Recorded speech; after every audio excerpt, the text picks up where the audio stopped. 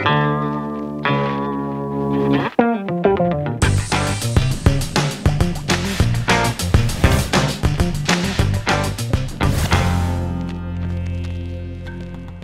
may interest you to know that the Lagos State House of Assembly has denied rumors making the round that it has refused to receive the 2019 appropriation bill from the executive.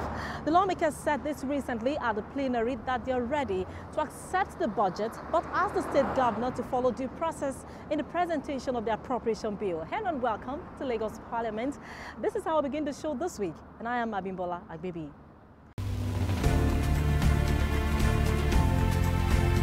Get closer to your legislators. See them in action as they deliberate on moving the state forward. Watch updates on weekly events, presentation of bills, passage of laws, adoption of resolutions, and many more. Also, get a chance to meet the lawmaker of the week and watch the legislators. Observe plenary in Yoruba language. Lagos Parliament, every Thursday, 7:30 p.m. on TVC News Nigeria. Lagos Parliament, bringing the legislature closer to you. Section 121, subsection 1 of the 1999 Constitution states that the governor shall cause to be prepared and laid before the House of Assembly at any time before the commencement of each financial year estimates of the revenues and expenditure of the state for the next following financial year. This was the basis of the lawmakers' bone of contention on the purported presentation of the 2019 appropriation bill by Lagos Governor, which was done through a correspondence forwarded to the clerk of the House. We received a correspondence from His Excellency, Mr. Akinwumi Ambode, the Governor of Lagos State, addressed to the Right Honorable Speaker, Lagos State House of Assembly, on presentation of year 2019 budget appropriation bill. They noted that for the governor to have failed to present the budget before the commencement of the new fiscal year means he has violated the provisions of the Constitution. Right Honorable Speaker and my colleagues, we know that it is in the habit of this House to really go on break towards the December period, which we purposely delayed for a while before we went on that short-time break. And our intention was to really receive the budget and go thereafter for a short-time break and come back to treat the budget. This budget never received from the governor until we went on holiday. And by the time this letter came, correspondence came. It also came in on the 28th of December, which we were on break. So, and about a few days to the new year, about 3 days to the new year, I don't think there is anything we want to do. And going by this is a new dimension.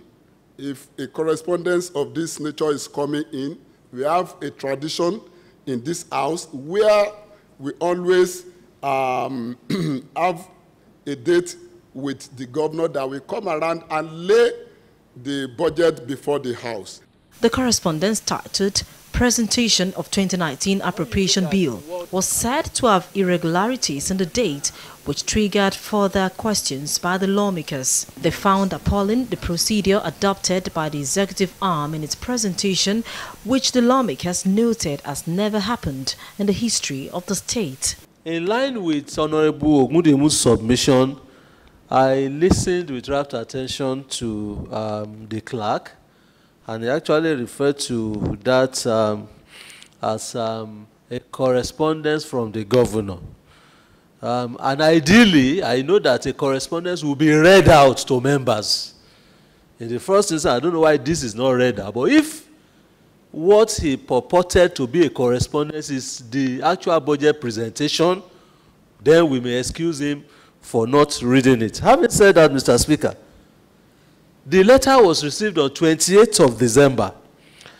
And like Honorable Ogundemu rightly posited, it was 3 days away from the new year. The normal tradition of the House is that we go on recess every December for, I think, about 6 weeks. And last December, if I can recall, we adjourned for 2 weeks, and we reverted that recess to 2 weeks, beginning from second week in December, third week in December, believing that within that window of the 2 weeks, that the budget would come. And that's why we had to sacrifice the 6-week recess for 2 weeks. But it never came till we went on recess. And since it didn't come early enough, we had to proceed on that break, believing that it would come, which never did. Now, the Constitution is very clear that the budget must be laid before the House, Mr. Speaker. And let nobody create the impression that this House is not alive to its duties and responsibilities. We have always been very committed. If we have to take that budget, Mr. Speaker, the second reading cannot come until January. Even if they brought it on 28th, that we're already away. It is assumed that the governor's presentation is the first reading. So obviously the second reading cannot come until January.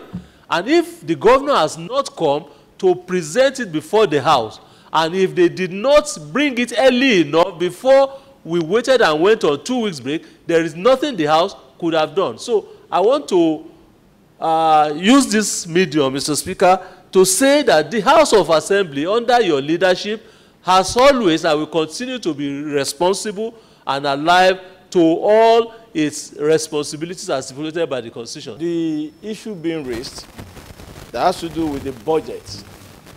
We all know the importance of the budget, and that's the very reason why we are all here.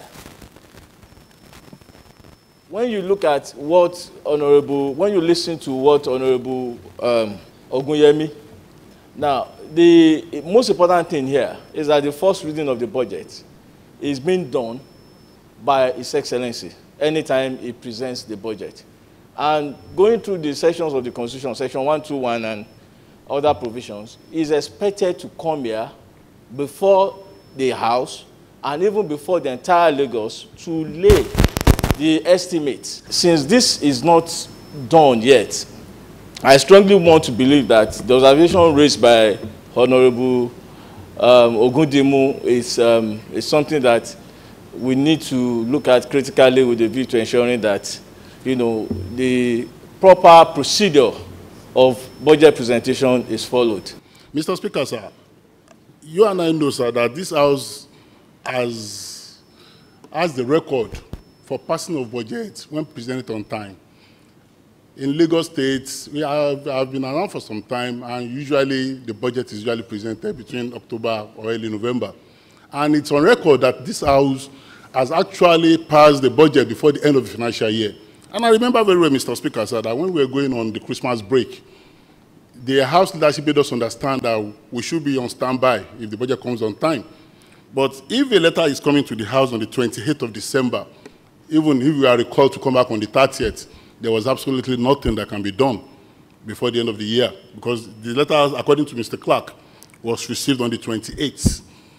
And that 28, 29 is usually the time when we would have worked on the budget for 2-3 months and passed the budget before we go on our normal end-of-year recess, which was cancelled because we were ready, as usual, as we've always been doing, to sacrifice our time, sacrifice everything to make sure that this budget goes on time.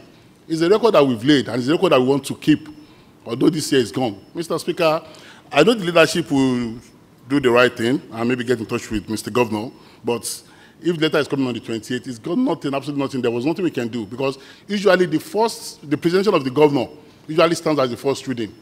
So if the letter came on the 28th, that means we can't see before the 30th, and that means that's the end of the year, which is a year to the new year. Mr. Speaker, I think this needs to be corrected, and you'll get in touch with Mr. Governor. The opinion there in the public domain as regards the budget of the state. Mr. Speaker, several calls were pulled to me during the, before now, as regards the budget of the House. Well, I did not make any comments because I actually wanted to get back to the House and get to the nitty-gritty of the sources of those assumptions and presumptions outside there. Mr. Speaker, the presumption is that the budget is before this House, and we ought to have acted on it, but maybe we abdicated our responsibility by going on holiday. Mr. Speaker, that issue of holiday has been explained, and that we were ready even before the Christmas break for the budget, which did not come, contrary to what used to be the tradition. And when the break was even over, as at the time, we do not have the budget of the House properly before this House. And the House can only consider what is before it. Mr. Speaker, I've been in this House for quite some time, and maybe it is necessary, Mr. Speaker, to do a bit of enlightenment to the public as to the procedure and the process of budget passing, which has become the tradition of this House. We all know that before the governor presents his budget at all, there is this bilateral meeting between the executive and the parliament to look at some other areas that will benefit Lagosians, and possibly the issue of a town hall meeting and the rest of it. That has been the tradition for some time. There will be a meeting. And we believe that a date will be fixed, or even unofficially, for governor to present his budget. It is after this is agreed upon that the budget is presented to the, is laid before the House. The word laid before the House is that the document will be presented before the teaming members of this House. But we are saying that, as at this moment, the budget of the House, the budget of the state is not properly in line with legislative procedure and in line with the Constitution, Section 121, which says that shall cause it to be laid any time before the end of the financial year. And financial year, Mr. Speaker, is usually January to December. Contrary to rumors making the round on social media, the Parliament says it holds no resentment towards the executive. The lawmakers stated their readiness to receive the budget whenever the governor deems fit to make his presentation. There is no reason for the shifting of blames or putting the heavy load on the House that the House has refused to receive for one reason or the other. We are always ready. We have been doing this. We have the records in place. There's no reason for us to reject the budget. We will always receive the budget when it is done properly and when the executive is ready to present it. So nobody else can do it except the governor. The letter we have here is not even a letter. It's a correspondence addressed to the Speaker. Presentation of year 2019 budget appropriation bill. And, you know, it can't be, there's no way we can read this. It has to be presented. None of us can present the budget on behalf of the executive. So the head of the executive must be ready to come and perform his constitutional duty. And we are also willing to receive it. So on this note, I want to thank you for taking this with maturity. Thank you very much. Get closer to your legislators. See them in action as they deliberate on moving the state forward. Watch updates on weekly events, presentation of bills, passage of laws, adoption of resolutions, and many more. Also, get a chance to meet the lawmaker of the week and watch the legislators. Observe plenary in Yoruba language. Lagos Parliament, every Thursday, 7:30 p.m. on TVC News Nigeria. Lagos Parliament, bringing the legislature closer to you. Get closer to your legislators. See them in action as they deliberate on moving the state forward. Watch updates on weekly events, presentation of bills, passage of laws, adoption of resolutions, and many more. Also, get a chance to meet the lawmaker of the week and watch the legislators. Observe plenary in Yoruba language. Lagos Parliament, every Thursday, 7:30 p.m. on TVC News Nigeria. Lagos Parliament, bringing the legislature closer to you. As the 2019 general election draws near, the Speaker of the Lagos State House of Assembly, Right Honorable Mudashiru Obasa, has called on the electorate in Agege to come out in their numbers and vote the All Progressives Congress candidate in the forthcoming polls. He flagged off his door-to-door campaign in the community on Sunday, the 13th of January. The campaign office of the Speaker of the Lagos State House of Assembly, Mudashiru Obasa, on Oyewole Street, filled with party faithful, gearing up for the morning rally. The door-to-door campaign takes off in no time, with Right Honorable Obasa leading other APC along the streets of Agege constituencies 1 and 2. They want the electorate to turn out and vote the All Progressives Congress candidates on election day. The essence of going about today is just to inform everybody in Agege that the campaign has started in Agege, that we are ready to commence house-to-house campaign, and we are ready to continue poster work, what we call publicity in form of posters. That is what we are doing today, to inform them that we are ready in Agege. We want them to come out Emas to come and vote on the 16th of February, and on the 2nd of March. We are moving around now, as you can see, and we are going to move around the whole of Constituency 1 today. We will start another one by next Saturday in Constituency 02. For this 01 now, we are going to talk to people, create awareness for Obasa 01 in Agege Constituency 01, Adejare for rep, and for the presidency, Buhari, Oshibajo ticket, and for the Senate. That is where we have Yayi, and that is what we are doing today. We all know whom we want to vote for and the party we want to vote for. So let's just go there and exercise our civic rights by voting for your own choice. You can see the crowd. These are not rented crowd. These are party faithful members. You can see them in thousands coming out. That's to tell you Agege is fully prepared for the election. All eyes are on the campaign train as they walk the street waving the party symbol. Stating their readiness for the polls, party candidates urge youths to avoid violence. I just want to clear their minds. Anybody that is not saying fair about violence or any other thing, that Agege is a peaceful area. Anybody can come to Agege anytime. And what we have done today is just a confirmation of that Agege is a peaceful community. No violence in here. We have never had it before. We will not have it now. I can assure you, this is going to be an election in Agege that is going to be free of violence. It's going to be free of violence, it's going to be devoid of violence, and we should be expecting peaceful election. They are confident the elections will not only be credible, but also rancor-free. Get closer to your legislators. See them in action as they deliberate on moving the state forward. Watch updates on weekly events, presentation of bills, passage of laws, adoption of resolutions, and many more. Also, get a chance to meet the lawmaker of the week and watch the legislators. Observe plenary in Yoruba language. Lagos Parliament, every Thursday, 7:30 p.m. on TVC News Nigeria. Lagos Parliament, bringing the legislature closer to you.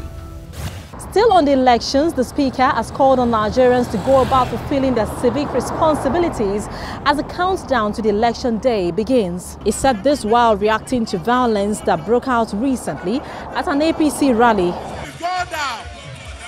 It was unfortunate that it happened. Oluomo is our brother, is a member of our party, is our friend. Kunle Poli is also a member of the party. Sego is a member of the party. We cannot deny them. And Agbede is our brother from Agege. He's our brother. He's a community leader. He's a party leader. And he has been supporting us. So we cannot deny them. It was unfortunate that such thing happened. I think the police in Lagos did not do enough. You know, the police should be proactive, not reactive. If only they have done what they're supposed to do, at least they will have, you know, arrest the situation. Though the police is also part of us, we are all serving people, but I think they should be more proactive. Where we have the governor, you have all members of assembly, you have members of the cabinet, you have who is who. I think the commissioner of police is supposed to be on ground with his team. You know, so it was unfortunate. We don't need to blame anybody, but we will not allow such thing to happen again. As I've said, they said somebody lost his life. Well, we sympathize with the family of that person, and I hope we will be able to find the person that commits such action. So, I mean, rule of law can take its course on that aspect. But that does not mean it's going to happen again. This is not the first time we'll be conducting campaign in the open place, and we have never recorded such thing before. So it was unfortunate that it happened. As I've said, the police, should be on top of their job. They should try as much as possible to make sure such thing doesn't happen again. They should try to have more personnel on ground wherever we are going to conduct election. And I'm sure this is not going to be a setback for our party. APC will win in Lagos. We have done so many good things for the people of Lagos. So nothing is going to change that. We believe people of Lagos are behind us and they are going to support us all through. Meanwhile, more than 200 people have benefited from a snail training program organized by Lagos lawmaker Bola Yishao. He says it is a way of alleviating poverty and empowering the youth in his constituency. Ibrahim Mawedo and Uthman Sharifdeen are two of the beneficiaries of the free snail farming training to create jobs for youth within Etiosa Constituency 2 in Lagos. I'm this person that many are looking upon. So with this now, I can start from somewhere and also to help those who are looking upon me. I'm very happy because this program has really exposed our eyes, our mind, and it has given us opportunity to think beyond our level and to prepare for the future. The facilitators say the program is in line with the federal government's plans to encourage diversification from oil to agriculture. No, the beauty of it is that I can tell you can rear this thing anywhere, any place, time. So it's not like poultry where you have to be like, okay, I need to go and get a farm somewhere. We have a mobile house farm, that's the one we created, the mobile house for the snail, where you can actually put even in your house if there's no space for like you want to get a farm or you don't have that capital. You can just get a mobile house, then start your snail farm from there. Snail is something that gives you blood instantly that many people do not know.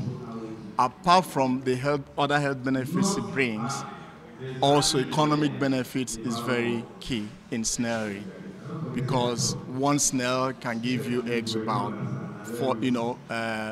more than 40 in a year, and multiply that if you have like so many snails. So economically it's good, health-wise it's very good.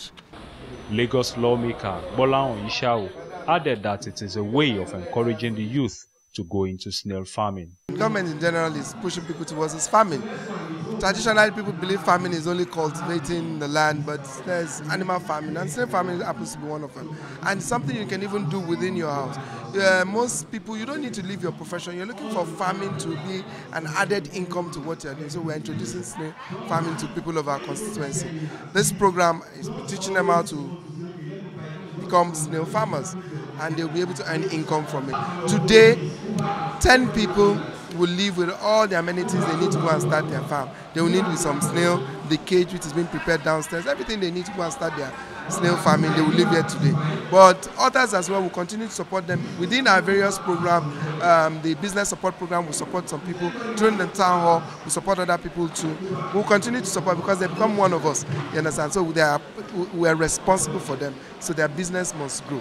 These are some of the 10 participants who received startup kits, cage, snails and feeds to commence snail farming. Participants and guests at the empowerment program believe the issue of unemployment will be a thing of the past if government encourages snail farming on a large scale. And on that note, it's a wrap on this week's episode of the program. We thank you for watching.